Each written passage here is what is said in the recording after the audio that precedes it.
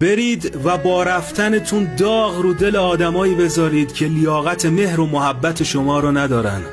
اون آدمایی که عشقتون رو با ضعف اشتباه گرفتن و نفهمیدن قلبتون رو چقدر تمیز براشون چیده بودید.